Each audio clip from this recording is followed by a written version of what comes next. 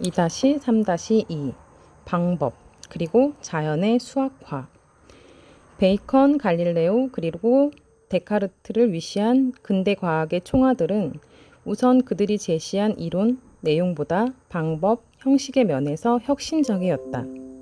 단순화의 우려를 무릅쓰고 종합적인 평가를 해보자면 그들은 고대에서 중세에 이르기까지 유지되어 온 과학적 이론을 반증했다기보다는 오히려 다른 방식으로 세상을 보고 또 다른 방식으로 질문을 던졌다고 할 수 있다. 지금 우리가 누리고 있는 공전의 과학적 입지에서 돌아다 본다면 그들의 작업은 전례의 문제를 단번에 해결했다기보다도 그 문제의 배경과 연원이 되는 전제를 해소함으로써 그 문제 자체가 워낙 잘못 만들어진 것임을 드러내는 데 공헌했다. 실상 진보의 계기든 발전의 단서든 변혁이란 대체로 구체적인 문제의 해결보다 세계관이나 사고방식의 전회에 기인하는 바가 크다. 비유하자면 성숙이란 키가 클 뿐 아니라 그 큰 키를 이용해서 담장을 넘어다 봄으로써 다른 지평과 세계를 수렴하는 데 있는 것이다. 그러므로 때로는 문제에 코를 박고 있지 말고 문제의 시의성, 역사, 그리고 정황에 유의하는 것이 매우 유익할 수 있다. 근데 역학의 출발은 정지 상태를 사물의 원형으로 보던 종래의 관점을 떠나 오히려 운동을 물체의 자연적인 상태로 보게 된 데에서 찾을 수 있다. 근대적 의미의 역학이 완성되는 뉴턴에 이르면 관성이 물체의 본질적으로 내재하는 제1성질의 하나로서 첨가된다. 따라서 운동이란 물체의 이질적인 영향력의 결과로서 생긴 부자연스러운 것. 전술했듯이 아리스토텔레스의 경우 운동은 외래의 원인으로부터 생긴 부자연스러운 것이든지 혹은 결핍과 미완성의 표시다. 이 아니라 이미 사물의 자연스러운 상태다. 이와 같은 관점에서는 정지도 운동과 본질적으로 아무런 차이가 없으며 따라서 그것은 느림의 무한에 지나지 않는다. 힘이라는 개념은 14세기 이후 뷰리당 등이 주도한 파리 학파의 임페투스설을 수용 개량한 것이다. 이 개념의 등장은 외부의 직접적 접촉이 없는 상태 속의 물체 운동을 아리스토텔레스류의 목적론적 형이상학에 기대지 않고서도 설명할 수 있게 된 계기로서 역학의 역사를 바꾸는 결정적인 분수령이 된다.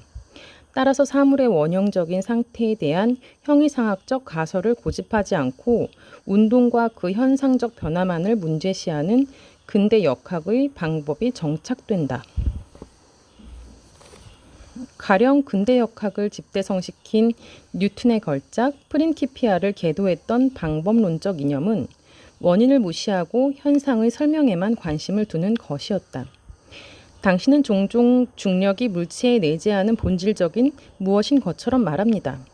부탁하건대 그런 생각의 출처를 나에게 돌리지는 마십시오.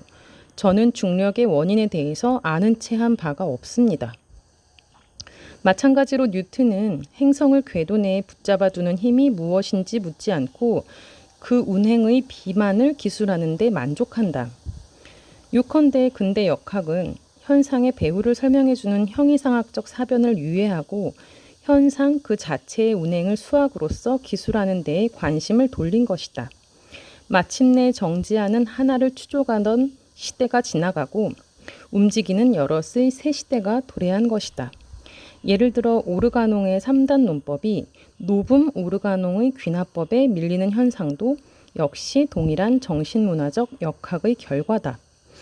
근대 역학의 주된 관심거리가 된 운동의 과정은 시간에 대한 거리 또는 속도의 함수 관계로서 계량적 표현을 할 수 있다. 물론 이것은 갈릴레오나 훗날 후설이 지적한 대로 자연의 양화나 수학화의 한 부분이다. 아리스토텔레스에서의 거리 개념이 갈릴레오에 이르러 시간으로 바뀌었다는 사실은 운동의 양화가 사실상 완결되었음을 나타내는 지표이기도 하다. 흔히 아리스토텔레스의 분류에 케플러의 측정을 대비시킴으로써 근대 과학의 변별성을 내세운다고 할 만큼 자연의 양화는 새로운 과학이 구비한 공전의 고성능 날개였던 것이다. 근대 과학의 입장에서 보자면 고대와 중세와 같은 유기적 세계관에서는 자연의 양화가 어렵고 따라서 그 성격상 계량과 측정의 방법이 보편화될 수 없다. 근대 과학은 자연의 양화, 수학화에 근거해 있고 측정과 계량을 그 방법으로 부각시켰으며 이는 다시 자연을 마치 태엽이 감긴 기계처럼 보는 기계론과 연관된다. 그리스의 형이상학과 기독교적 배경을 업고서 태동한 근대과학은 급기야 형이상학과 종교적 상상력을 서서히 몰아내고 과학적 유물론의 미소에 눈길을 보내기 시작한 것이다. 특히 18세기의 프랑스 지식인들을 사로잡았던 소위 이신론이란 말하자면 과학적 유물론의 문턱에까지 몰린 종교적 상상력이 절충과 타협으로 변형된 꼴이다. 그러므로 이신론은 근본적으로 사상사의 특이다. 르네상스로부터 17세기까지의 시기는 그야말로 격변기였으며 격변기가 흔히 그러하듯이 아직 그 정신사적 정체성이 확립되지 못한 회색지대였다.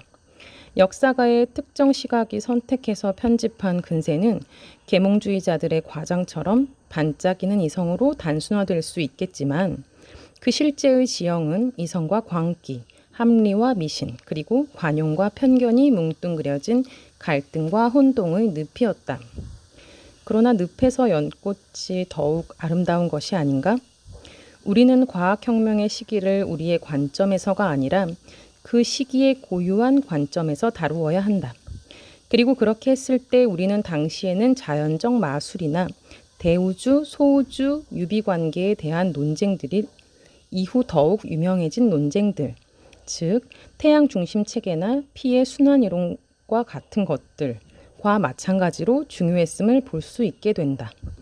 이러한 섞임과 얽힘을 제대로 규명해야만 서양의 근대성이 피어 올라온 지층을 왜곡 없이 드러낼 수 있을 것이다.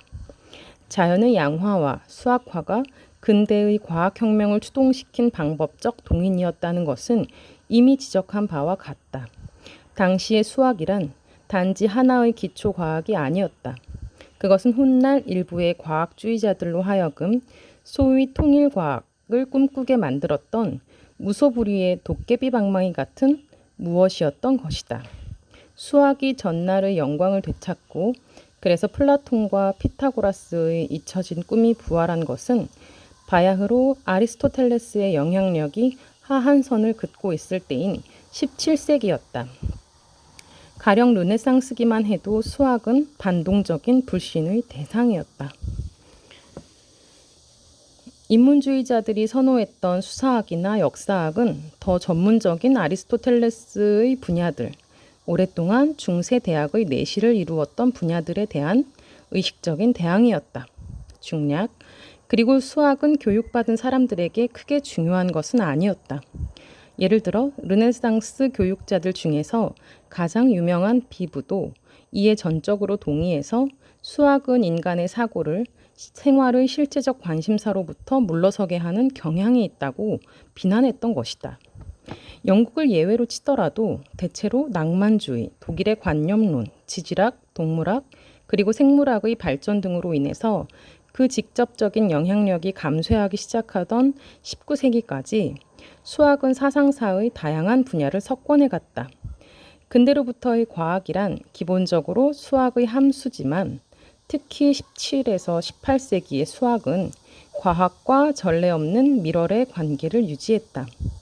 갈릴레오의 말처럼 수학은 과학의 언어였으며 저급한 수학자들이 읽고서 까탈을 부릴 수 없도록 아예 고도의 수학 언어로서 프린키피아를 집필한 뉴턴은 살아생전 이미 신화적인 존재로 당시의 사상계를 지배하였고 급기야 제왕 나폴레옹은 수학의 신장은 국력의 지표라고 천명하기에 이르렀다.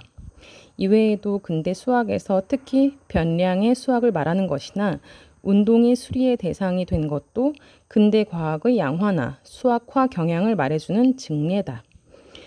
근대 화학의 영역을 보자면 라보아제가 양화된 언어를 사용한 것, 그리고 주기성의 근거에서 원소를 발견하고 이로써 화학이 수학적이며 연역적인 체계를 지니게 된 것도 마찬가지다.